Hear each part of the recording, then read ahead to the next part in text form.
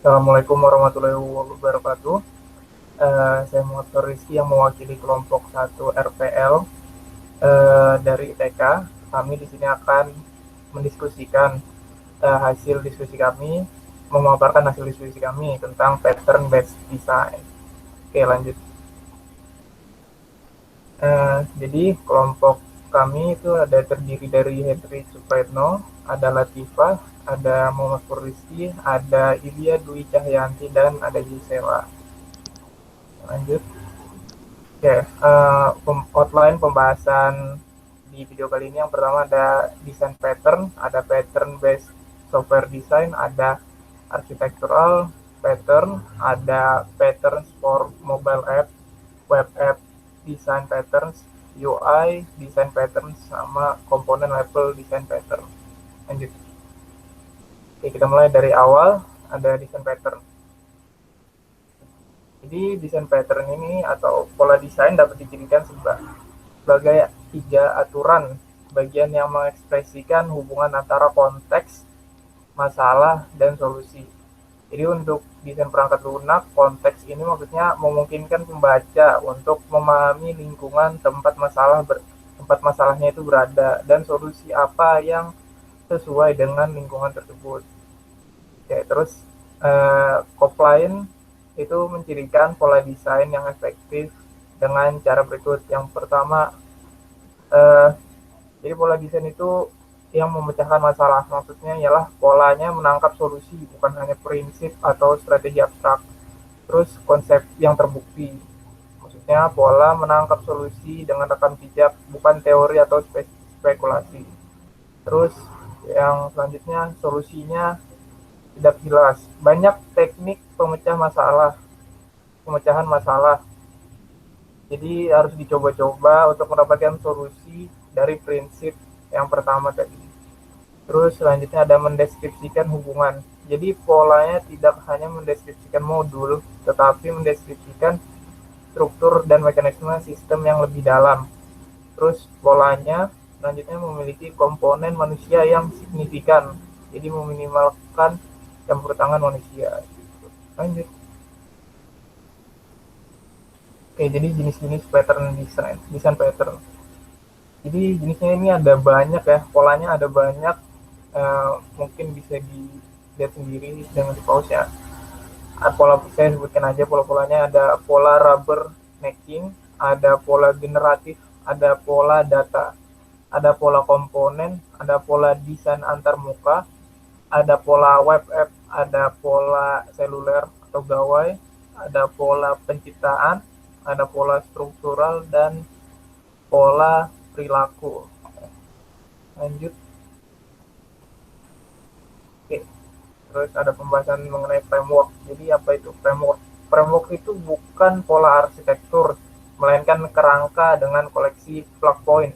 Maksudnya itu yang biasa juga disebut kite dan slot ya, yang memungkinkan kita untuk menyesuaikan dengan domain masalah tertentu. Jadi membuat project sesuai dengan domain masalah yang ingin kita selesaikan gitu. Terus ada describe a pattern. Maksudnya ini menentukan pola ya. Jadi bagaimana kita menentukan pola yang sesuai dengan kebutuhan? Jawabannya ialah harus bergantung pada komunikasi yang efektif dari masalah yang dialamatkan. Terus konteks di mana pola itu berada, sistem kekuatan yang membentuk konteks, dan solusi yang bisa disuruhkan. Untuk mengkomunikasikan informasi ini dengan jelas, formulir standar atau template untuk deskripsi pola diperlukan. Oke. Lalu selanjutnya ada bahasa pola dan repositori. Jadi bahasa pola ini adalah sekumpulan data yang masing-masingnya dijelaskan menggunakan template standar yang sudah ditentukan melalui penentuan pattern tadi, penentuan pola, dan saling terkait untuk menunjukkan bagaimana pola ini berkolaborasi untuk memecahkan masalah di seluruh domain aplikasi. Terus bahasa pola ini sama dengan instruksi manual hypertext untuk pemecahan masalah dalam domain tertentu, aplikasi tertentu. Terus repository itu menyediakan indeks dari semua pola desain yang berisi tautan hypermedia yang memungkinkan pengguna untuk memahami kolaborasi antar pola. Ya, lanjut. Oke, selanjutnya akan saya lanjutkan yaitu Pattern Based Software Design. Pattern Based Software Design ini atau desain berbasis pola yaitu desainer terbaik di bidang apapun pastinya memiliki kemampuan luar biasa untuk melihat pola apa yang menjadi ciri masalah dan pola terkait yang dapat digabungkan untuk menciptakan solusi. Sepanjang proses desain, desainer harus mencari tahu setiap peluang untuk menerapkan pola desain yang ada. Bila pola tersebut memenuhi kebutuhan desain, daripada membuat yang baru. Nah, pattern based software design ini diilustrasikan seperti gambar berikut, yang mana seorang perancang perangkat lunak memulai dengan model persyaratan, baik eksplisit maupun tersirat, yang menyajikan representasi abstrak dari sistem. Model persyaratan itu mendeskripsikan beberapa masalah, menetapkan konteks, serta mengidentifikasi sistem kekuatan yang memegang kendali. Kemudian ini memungkinkan menyiratkan desain secara abstrak, tetapi model persyaratan tidak banyak mempresentasikan desain secara eksplisit. Selanjutnya, menurut Shalloway dan Trott, menyarankan beberapa pendekatan berikut yang memungkinkan seseorang desainer untuk berpikir dalam pola. Yang pertama itu ada pastikan Anda memahami gambaran besarnya. Konteks tempat perangkat lunak yang akan dibangun berada. Model persyaratan harus mengkomunikasikan hal ini kepada Anda. Yang kedua itu meneliti gambaran besarnya, seperti mengekstrak pola-pola yang ada pada tingkat abstrak tersebut. Yang ketiga, mulailah desain Anda dengan pola gambaran besar yang menetapkan konteks atau kerangka untuk pekerja desain selanjutnya. Yang keempat itu bekerja ke dalam dari konteks, yaitu mencari pola di tingkat abstraksi yang lebih rendah yang berkontribusi pada solusi desain. Yang kelima itu ulangi langkah 1 dan 4 sampai desain lengkapnya sempurna. Dan yang terakhir, sempurnakan desain dengan menyesuaikan setiap pola dengan spesifikasi perangkat lunak yang Anda coba buat.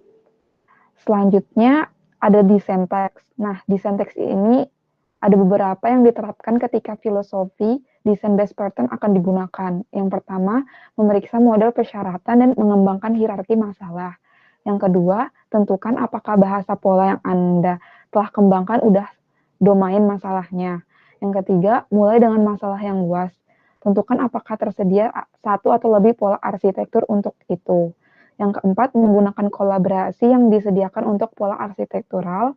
Yang kelima, ulangi langkah 2 dan 4 sampai semua masalah umum telah ditangani. Yang keenam, jika masalah desain antarmuka pengguna telah diisolasi atau hampir selalu terjadi, cari banyak repositori pola desain antarmuka pengguna untuk pola yang sesuai. Dan yang ketujuh itu terlepas dari tingkat abstraksinya, jika bahasa pola atau repositori pola maupun pola individu menunjukkan harapan, bandingkan masalah yang akan diselesaikan dengan pola yang ada yang disajikan. Dan terakhir, pastikan untuk menyempurnakan desain karena berasal dari pola yang menggunakan kriteria kualitas desain sebagai pedoman.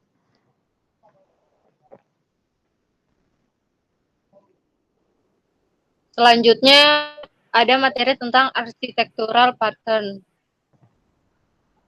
Next. Pola arsitektur, yaitu arsitektur perangkat lunak yang memungkinkan memiliki sejumlah pola arsitektur yang mengatasi masalah seperti konkurensi, ketekunan, dan distribusi. Pola arsitektur yang representatif dapat dipilih domain tertentu, harus dinilai kesesuaiannya untuk aplikasi dan gaya arsitektur keseluruhan serta konteks dan sistem gaya yang ditentukan. Selanjutnya,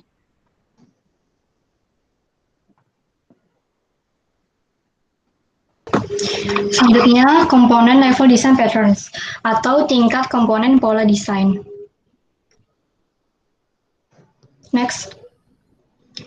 Tingkat komponen pola desain memberi solusi untuk menangani satu atau beberapa submasalah. Pola desain jenis ini berfokus pada beberapa elemen fungsional dari suatu sistem. Contohnya pada selfhomeassured.com, aplikasi harus dapat mengatasi submasalah desain berikut. Bagaimana menemukan spesifikasi produk dan informasi terkait dalam perangkat self home. Dan ditemukan solusi untuk submasalah ini menyangkut sebuah pencarian atau search, karena pencarian atau search adalah suatu masalah yang sangat umum.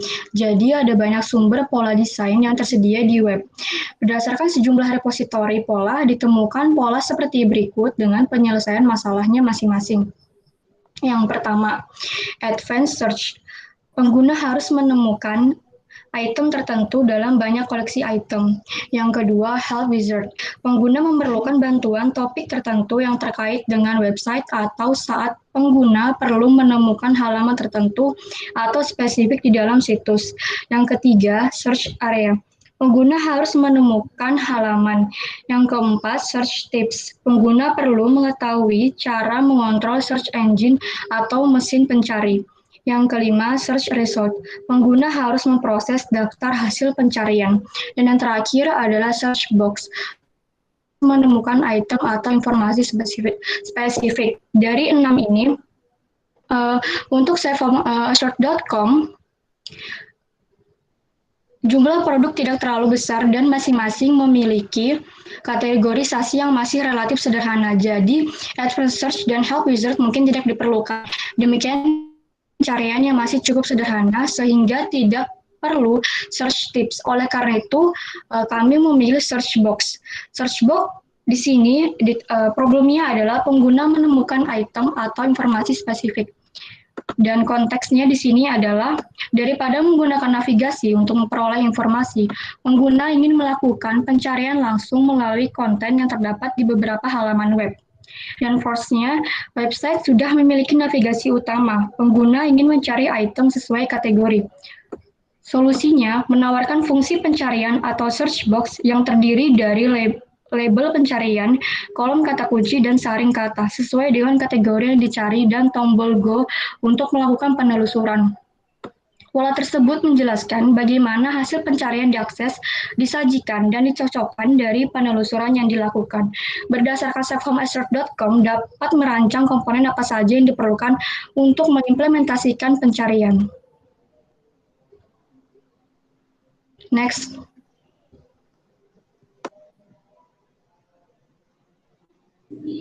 Selanjutnya yaitu ada user interface design pattern.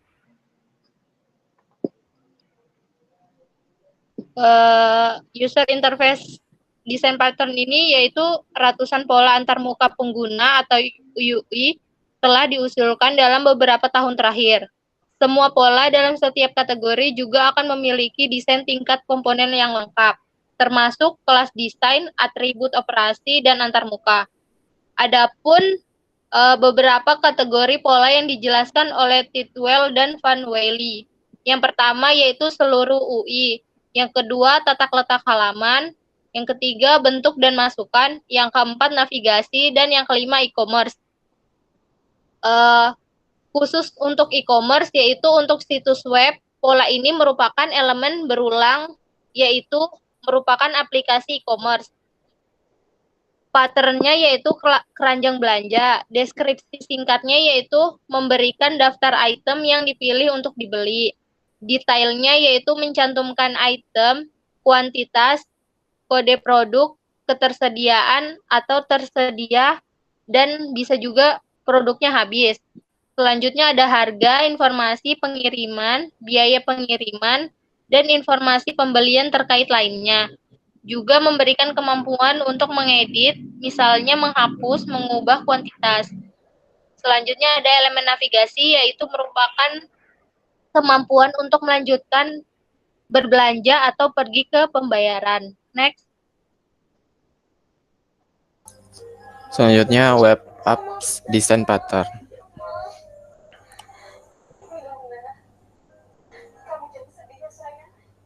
Nah, seperti namanya web app design pattern ini pattern untuk web apps. Nah, design problem diselesaikan dalam pembangunan web apps. Hal yang patut dipertimbangkan dalam pembangunan web apps ini ada 2 kategori, yaitu desain fokus, mengidentifikasi aspek model desain mana yang relevan. Jadi fokusnya kemana, misalnya ke arsitektur informasi, atau ke navigasi atau interaksi. Yang kedua, desain granularity. Itu mengidentifikasi tingkat abstraksi yang sedang dipertimbangkan.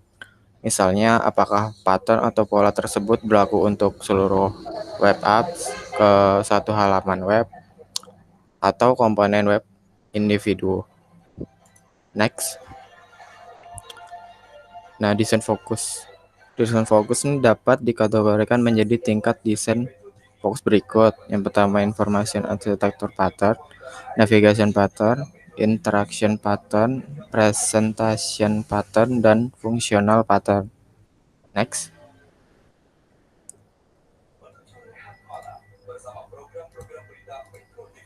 Desain granularity. Granularitas mengidentifikasi tingkat abstraksi yang sedang dipertimbangkan.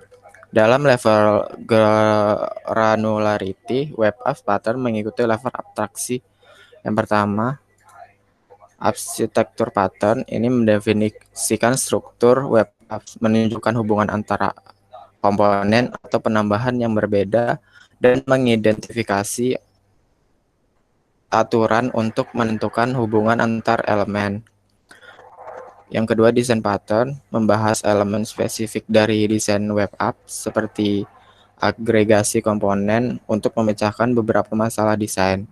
Yang ketiga, komponen pattern menghubungkan dengan elemen skala kecil dari web apps. Next. Kemudian pattern for mobile apps.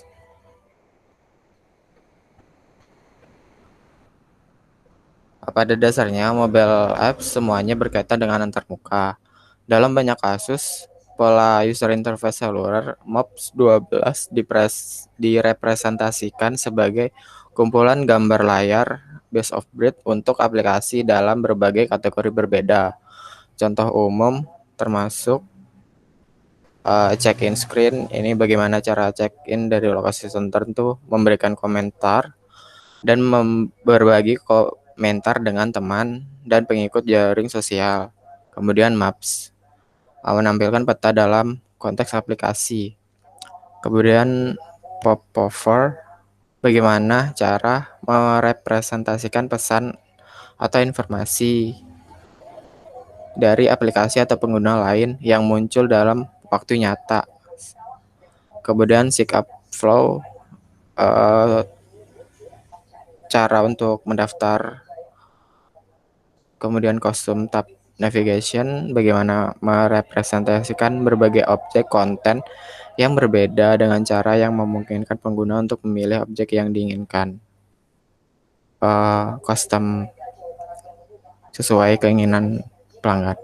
Kemudian Invitation, bagaimana cara memberitahu pengguna bahwa dia berpartisipasi dalam berbagai tindakan atau dialog.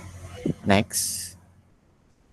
Nah, ini contoh mobile invitation pattern. Situ ada dialog, tips, tour, demo, transparansi, embed, persistent, dan discoverable.